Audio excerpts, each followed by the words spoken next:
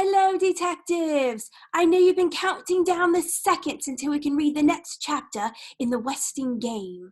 I know you're so excited to find out what happens next in chapter 14. Let's continue reading in chapter 14 in the Westing game. Chapter 14, Pairs Repaired. The snowplows plowed, and a warm sun finished the job of freeing the tenants of Sunset Towers and the figure in the Westing house from their wintry prisons. Angela, disguised in her mother's old beaver coat and hat and in Turtle's red boots, was the first one out. Following Siddell's instructions, she hastily searched under the hood of every car in the parking lot. Nothing was there. Nothing, that is, that didn't seem to belong to an automobile engine. So much for good gracious from hood space. Next came Flora Baumbach. Behind her, a bootless turtle tiptoed through puddles. Miracle of miracles, the rusty and battered Chevy started, but the dressmaker's luck went downhill from there. First, the hood of her car flew up in the middle of traffic. Then, after 2 hours of watching mysterious symbols move across the lighted panel high on the wall of the broker's office, her eyes began to cross. After 3 hours, the grin faded from her face. "I'm getting dizzy," she said, shifting her position on the hard wooden folding chair. "And worse yet, I think I've got a splinter in my fanny." "Look, there goes one of our stocks," Turtle replied. Flora Baumbach caught a glimpse of C5 at 8.5 as it was about to magically disappear off the left edge of the moving screen. "Oh my, I've forgotten what that means."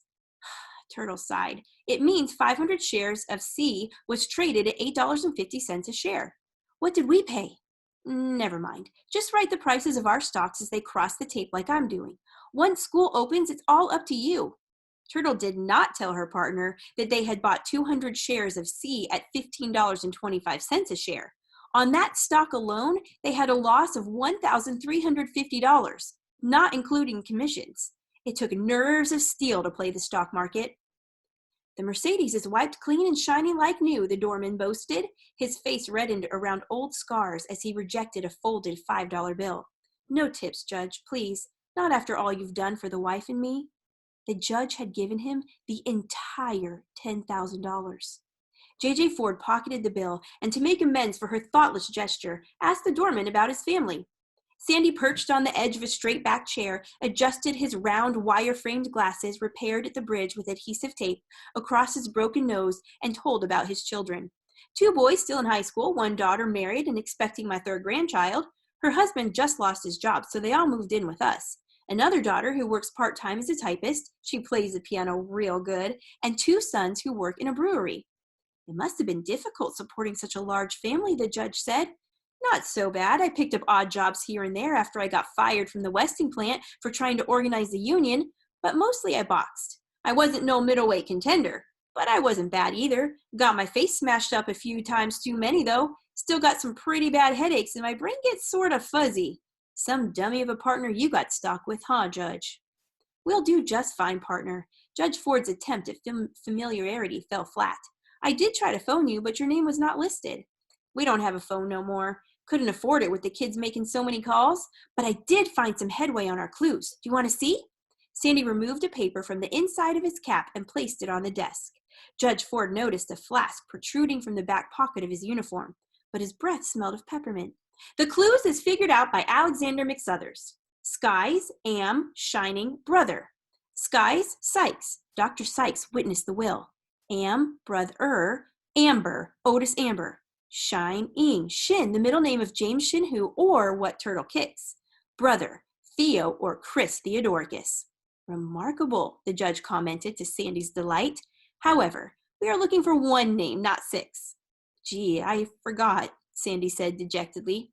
Judge Ford told him about Theo's proposal, but Sandy refused to go along. "It seems too easy, the clues adding up to 1 message, especially for a shrewd guy like Westing. Let's stick it out together, just the 2 of us. After all, I got me the smartest partner of them all." Shallow flattery for the big tipper, the judge thought. McSuthers was not a stupid man, if only he was less obsequious and less of a gossip. The doorman scratched his head. "What I can't figure out, Judge, is why I'm one of the heirs. Unless Sam Westing just up and died. Unless Sam Westing is out to get somebody from his grave." "I agree with you entirely, Mr. McSuthers. What we have to find out is who these 16 heirs are and which one, as you say, was Westing out to get." Sandy beamed. They were going to play it his way.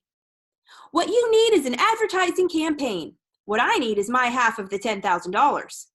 $5,000 is what I estimate the redecorating and the newspaper ads will cost. Get out of here! Get out! Grace stared at Who's smooth, broad face, at the devilish tufts of eyebrow so high above those flashing eyes. Then she turned her back and walked out. Sometimes she wondered about that man. No, he couldn't be the murderer. He couldn't even kill the water bug in the sink this morning. Grace spun around to see if she was being followed on the footstep-hushing carpet in the third-floor hall. No one was there, but she heard voices. They were coming from her kitchen. It was nothing, just Otis Amber shouting at Crow, something about losing their clues. I remember them, Otis, Crow replied in a soft voice. She felt strangely at peace. Just this morning, she had been given the chance to hide her love in Angela's bag, the big tapestry shoulder bag she carries next to her heart. Now she must pray that the boy comes back. I remember them too, but that's not the point, Otis Amber argued. What if somebody else finds them? Crow, are you listening to me? Crow. No, but Grace Wexler was listening. Really, Mr. Amber, can't you find another time to discuss your affairs with my cleaning woman? And where are you going, Crow? Crow was buttoned up in a black moth-eaten winter coat. A black shawl covered her head. It's freezing in here, Otis Amber. Shut the window. Grace opened the window. The last thing I need is a gas explosion, she said peevishly. Boom, he replied. The two women were so startled that the delivery boy sneaked up on the unsuspecting for the rest of the week, shouting boom. Besides shouting boom, Otis Amber delivered groceries from the shopping center to Sunset Towers, back and forth, to and fro. Not only did the tenants have to restock their bare shelves, they had to add Westing paper products by the gross to their orders.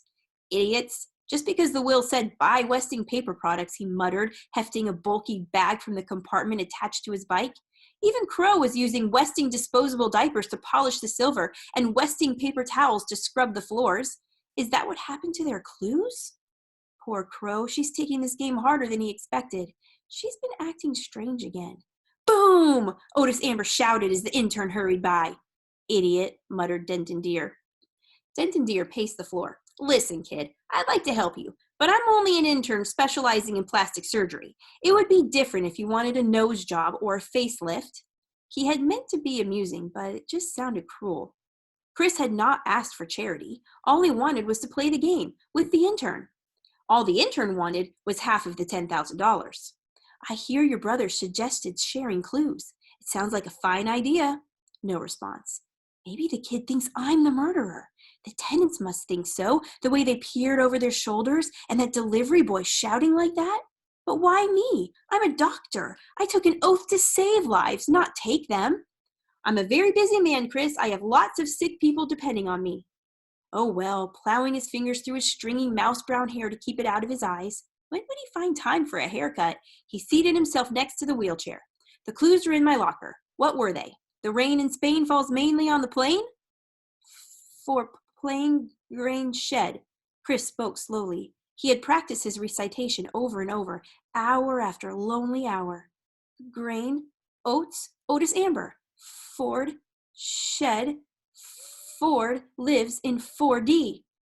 Ford, apartment 4D. Good thinking, Chris. The intern rose. Is that all? Chris decided not to tell him about the limper on the lawn. Not until the next time. His partner would have to visit him a next time, and a next time, as long as he didn't sign the check. Now, about signing the check, Denton Deer said. Chris shook his head no. On a bench in the lobby, Angela embroidered her trousseau, waiting for Denton. Dad had tried to teach her to drive, but she was too timid, he too impatient. Why bother with driving lessons, her mother said. Anyone as pretty as you can always find a handsome young man to chauffeur you.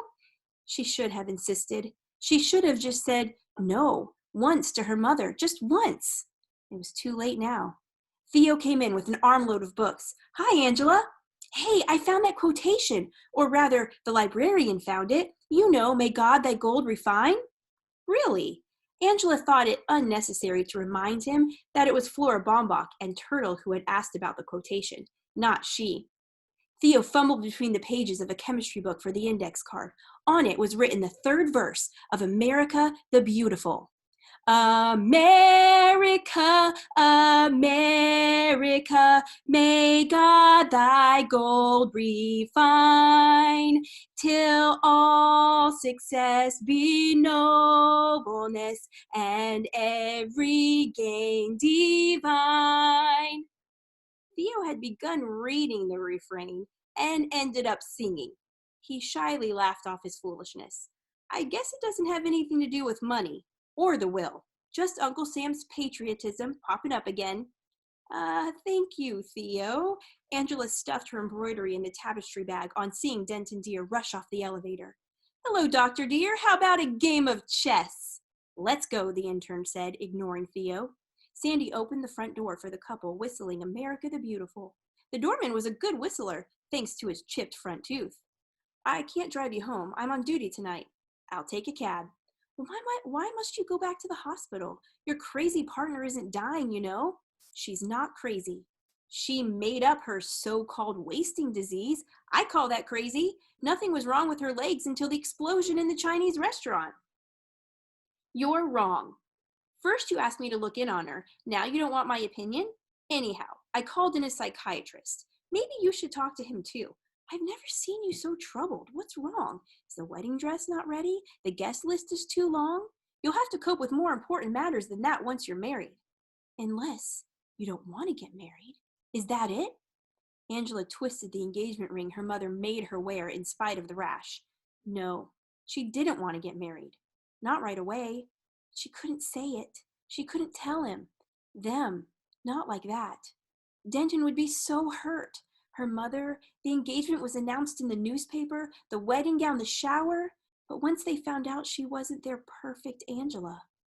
How long has she been sitting here in the hospital corridor? A man in a business suit, the psychiatrist, came out of Siddell's room. You must be Angela, he said. How had Siddell described her? A pretty young thing? I hear you're going to marry one of our interns. Yep, she was going to get married. Her one claim to fame. How is Miss Pulaski, doctor? Do you mean, is she crazy? No more or less than anybody else in town.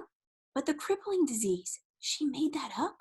So what? The woman was lonely and wanted some attention. So she did something about it. And quite creatively, too. Those painted crutches are a touch of genius. Is that normal? I mean, it's not insane to shock people into noticing who you are? The doctor patted Angela's cheek as though she were a child. No one was hurt by her deception. Now go in and say hello to your friend. Hello, Siddell. Without makeup, without jewelry, clothed only in a white hospital gown, she looked older, softer. She looked like a sad and homely human being. You talked to the doctors? It's a simple fracture, Angela replied.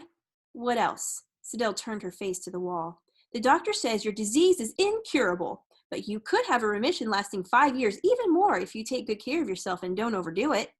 The doctor said that? Maybe a few people could be trusted. Did you bring my makeup? I must look a mess. In the overstuffed tapestry bag under Siddell's cosmetic case, Angela found a letter. It was a strange letter, written in a tense and rigid hand. Forgive me, my daughter. God bless you, my child. Delight in your love, and the devil take Dr. Deer. Hast thou found me, O mine enemy? The time draws near. And taped at the bottom were 2 clues. Thy beautiful. And that is the end of chapter 14. Until next time.